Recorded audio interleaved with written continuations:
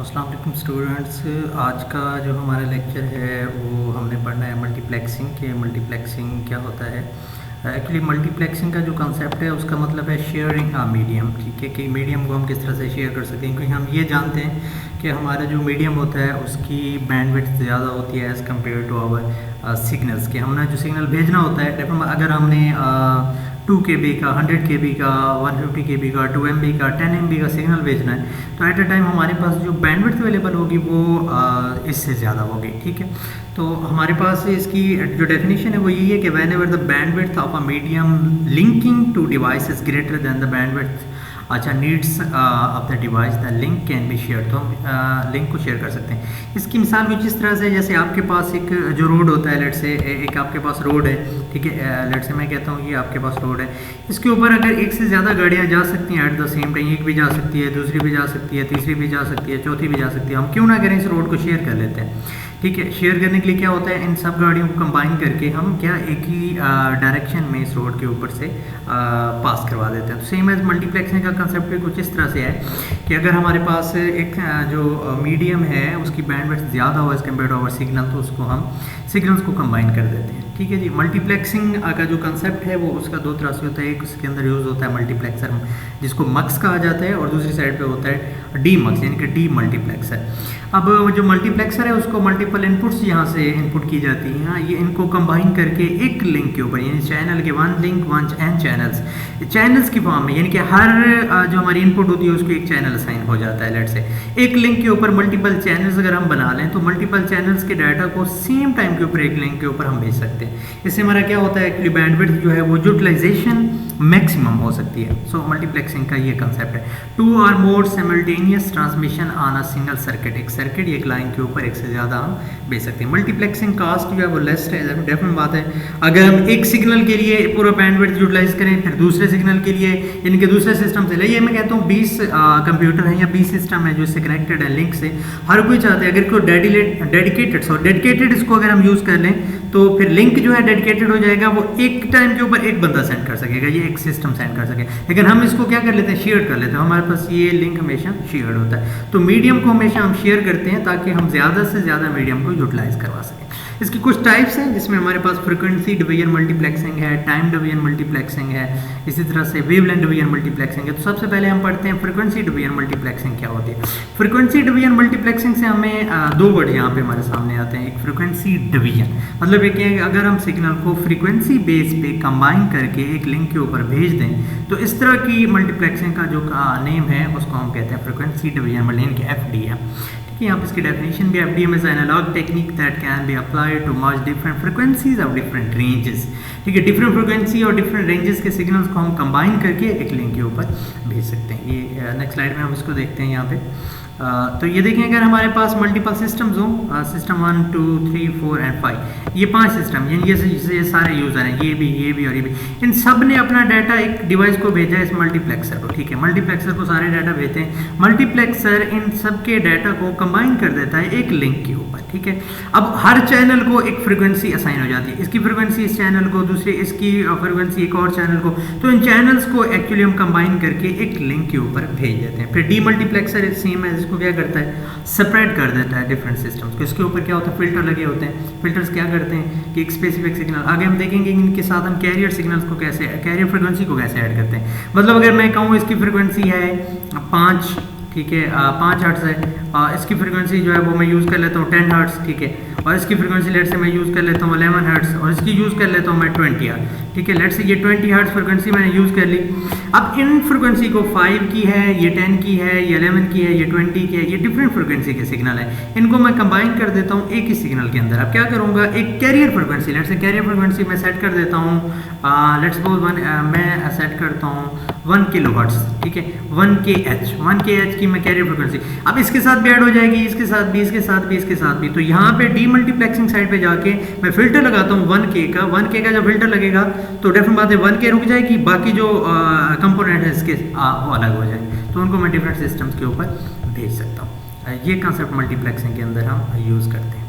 ठीक है जी। उसके बाद नेक्स्ट देखते हैं इसका, ये देखें यहाँ पे लेट से ये मेरे पास सिग्नल हैं डिफरेंट फ्रिक्वेंसी के। एफडीएम टेक्निक की बात करते हैं, ये मॉड्यूलेटर ये काम करता है, आपकी कैरियर फ्रिक्वेंसी को आपके ओरिजिनल सिग्नल के साथ कंबाइन कौन करता है, मॉड्यूलेटर करता है, ठीक है। फिर इनको एडर के थ्रू सब सिग्नल्स को ऐड करके एक लिंक के ऊपर भेज दिया जाता है।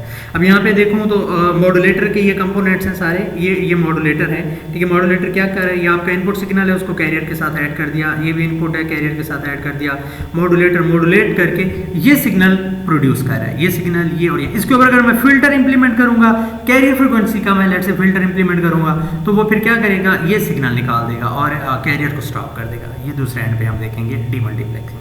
तो यहाँ पे देखें आपको नजर आ रहा है demultiplexing use a series of filter to decompose a multiplex signal into constitute component signal. क्या करता है ये फिल्टर, क्या करता है, देखें ये कंबाइंड सिग्नल आया है एक लिंक के ऊपर, फिल्टर ने ये काम किया कि आपके फिल्टर ने कंपोनेंट्स में डिस्ट्रीब्यूट कर दिया। लेट्स से फिल्टर के ऊपर एक हमने कट लगा दिया कि इस फ्रिक्वेंसी से आगे उसको नहीं जाने देना, तो उसने जो हाई फ्रिक्वेंसी का सिग्नल यहाँ कर दिया, उसे लो का यहाँ सेपरेट कर दिया, उसे लो का यहाँ सेपरेट। फिर डीमॉड्यूलेटर ने कैरियर फ्रिक्वेंसी और दूसरे सिग्नल्स को यानी कि इनपुट सिग्नल को क्या किया, अलग अलग कर, जो इनपुट से आया था तो वो हमारे पास आउटपुट के ऊपर सेम सिग्नल वही मिल गया, यानी कि जो इनपुट पे आया था वही आउटपुट पे सेम मिल गया, ठीक है। ये इनपुट सिग्नल ये यहाँ से गया था और आउटपुट पे ये सिग्नल यहाँ सेम है, ठीक है।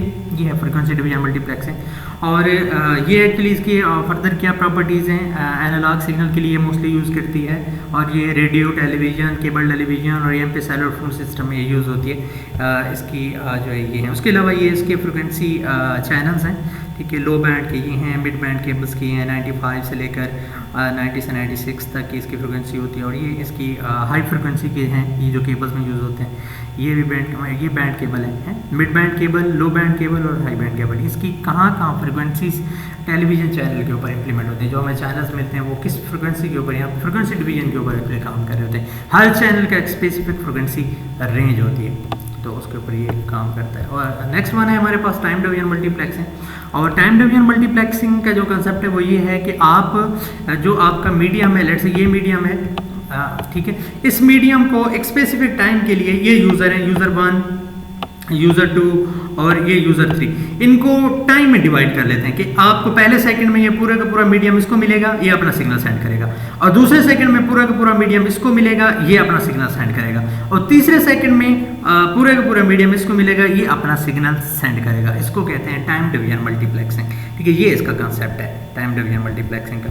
यहाँ पे देखें टाइम डिवीजन मल्टीप्लेक्सिंग में sharing the signal is complexed by dividing available transmission time and medium among user के दरमियान आप टाइम के ऊपर डिवाइड कर लेते हैं कि फर्स्ट इतने सेकंड में यूजर 1 को, इतने सेकंड में यूजर 2 को, इतने सेकंड में यूजर 3 को। इसकी फर्दर टाइप्स हैं synchronous time division multiplexing, statistical and asynchronous time division multiplexing. इसको हम देखें जरा कि ये क्या चीज़ है।